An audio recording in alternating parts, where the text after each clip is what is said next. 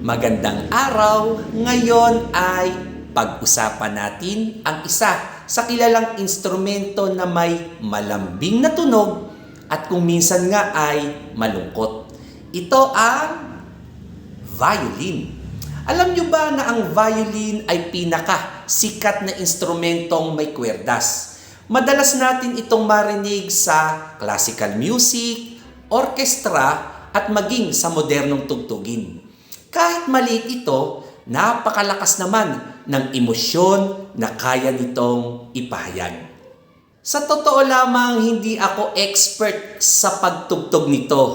Pero bilang tagapakinig, napapansin ko kung paano nito kayang magkwento kahit walang salita. Sa bawat hagod ng bow, parang may damdaming ipinapasa mula sa tumutugtog papunta sa mga nakikinig. Kaya para sa akin, ang violin ay hindi lang instrumento. Isa itong boses ng damdamin. Kaya kung gusto mong matutong makinig sa musika ng mas malalim, subukan mong pakinggan ang tunog ng violin.